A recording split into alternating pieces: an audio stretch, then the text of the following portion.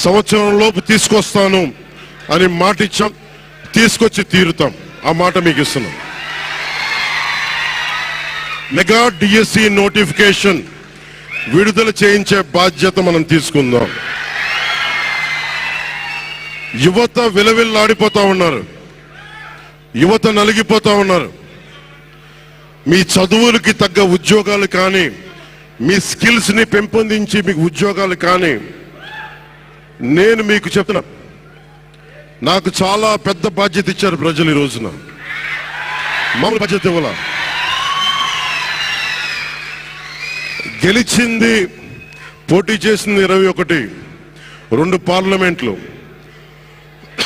గెలిచింది 100%.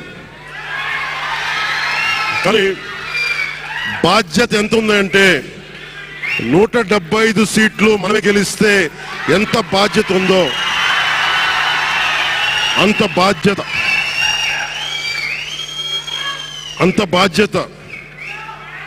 బాధ్యతతో మేము పనిచేస్తాం. యువత నలిగిపోయారు, నేను మర్చిపోలేదు.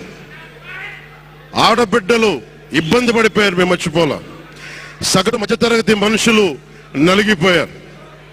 రోడ్లు వెయ్యలా, గుంతలు వేశారు, అరాచకం చేశారు. అవన్నీ శాంతి భద్రతలు చాలా చాలా బలంగా ఉంటాయి, మీకు నేను మాటిస్తున్నాను. అతి తక్కువ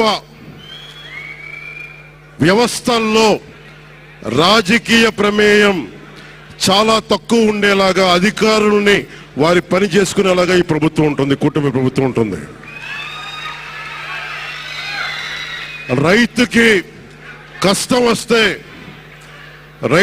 వస్తే హక్కును చేర్చుకునే ప్రభుత్వం తప్ప తిరస్కారంగా చిన్నచూపు చేసే ప్రభుత్వం అవ్వదు మనకి ఈ కూటమి ప్రభుత్వం.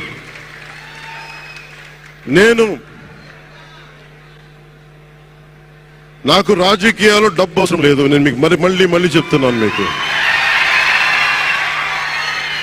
నేను డబ్బుల కోసం, పేరు కోసం రాజకీయాల్లోకి రాలేదు. మీలా నలిగిపోతారు చూస్తారా ప్రతి ఒక్కళ్ళు. సగటు మనిషి మాకు ఎవడు ఉండేంటి, నా కులం లేదు, మతం లేదు, నా కష్టాన్ని ఎవరు చూడరేంటని ప్రతి ఊర్లో ఉండే ఒక సగటు మనిషి అనుకుంటాడు. ఆ మనిషి కష్టాలు నేను చూసిన వాడిని. ఆ మనిషికి భుజం కాయడానికి నేను వచ్చాను రాజకీయాల్లో.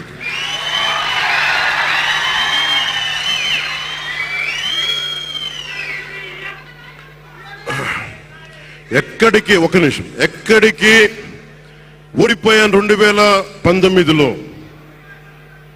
2019లో ఓడిపోతే నా మానసిక స్థితి ఎలా ఉందో ఆ రోజున, ఈ రోజు గెలిచినప్పుడు కూడా నా మానసిక స్థితి అలాగే ఉంది. అంతే ధైర్యంతో ఉన్నా.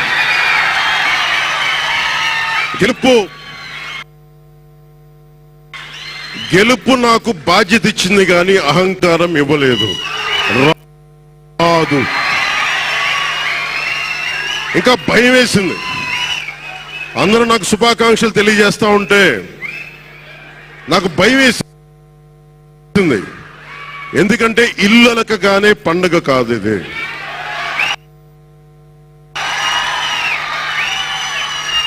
ఇల్లు అలకగానే పండగ కాదు, చాలా చాలా బాధ్యత కూడుకున్నది. భీమవరం, గాజువాక 2 చోట్ల ఓడిపోయినప్పుడు ఈ రోజున ఇంతమంది ఉన్నారు. ఆ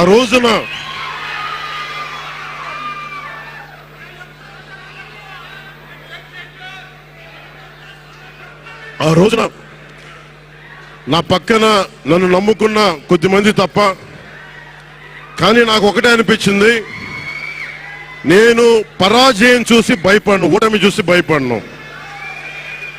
ఓటమి నాకు బలం ఇస్తుంది, ఓటమి నాకు ఉత్సాహం ఇస్తుంది అనుకున్నాను. దేనికంటే నేను ఒకటే నమ్మాను. చిన్నప్పుడు తిరుపతిలో యోగా నేర్చుకుంటున్నప్పుడు ఒకటే నమ్మాను, ధర్మో రక్షితి రక్షిత అని. నువ్వు ధర్మాన్ని నమ్మితే ధర్మం రక్షిస్తుంది అని. ఎప్పుడో ఒక 30 సంవత్సరాలు ఇంకా ముందే 18-19 ఏళ్ళప్పుడు చదివితే ఈ రోజున ధర్మం కోసం నిలబడ్డాం. ధర్మం కోసం నిలబడితే ధర్మం ఈరోజు మనంటే నిలబడింది. అందుకని మనస్ఫూర్తిగా ఏ శక్తి అయితే కనిపించని ఆ పరాశక్తి, కనిపించని ఆ దేవుళ్ళందరికీ కూడా దయచేసి అరవద్దు. కనిపించని దేవుళ్ళందరికీ కూడా ఈరోజు నేను కృతజ్ఞతలు తెలియజేసుకుంటా ఉన్నాను. మనస్ఫూర్తిగా మీ అందరికీ, పిఠాపురం ప్రజలందరికీ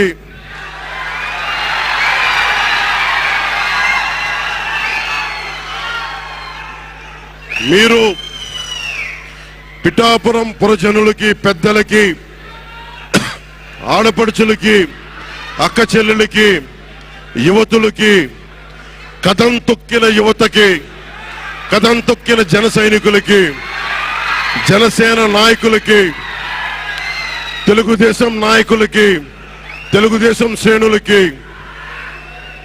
తెలుగుదేశం నాయకులు వర్మ గారికి,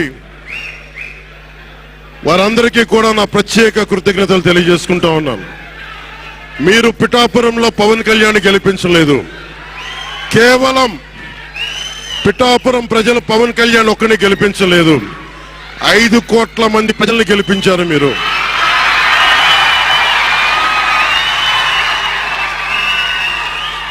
నాకు బలం ఇచ్చారు. ఈరోజు మీరు గుండెల్లో పెట్టుకొని ఓడిపోతేనే ఇంత బలంగా నిలబడినవాడిని, ఇంత బలంగా నిలబడ్డవాడిని. ఇంత గెలిపించి కాదు మీరు ఇచ్చింది, చిన్నపాటి జయం ఇవ్వాల, ఆకాశం అంత విజయం ఇచ్చారు మీరు మాకు, మా కూటమి ప్రభుత్వానికి. ఇది గుండెల్లో పెట్టుకుంటాం, నిలబడతాం, నిర్మాణాత్మకంగా పనిచేస్తాం. మీ కష్టాలలో మీ ఇంట్లో ఒకటిలాగా నేను ఉంటాను, మీ అందరికీ మాటిస్తున్నాను.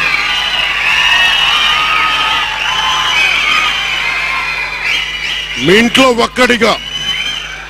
ఒకటే గుర్తుపెట్టుకోండి, మా ఇంట్లో మా కుటుంబ సభ్యుడు నాకు కులాలకి, మతాలకి, ప్రాంతాలకి అతీతంగా ప్రతి ఒక్కరూ ఆలోచించాల్సింది, మా ఇంట్లో కుటుంబ సభ్యుడు పవన్ కళ్యాణ్.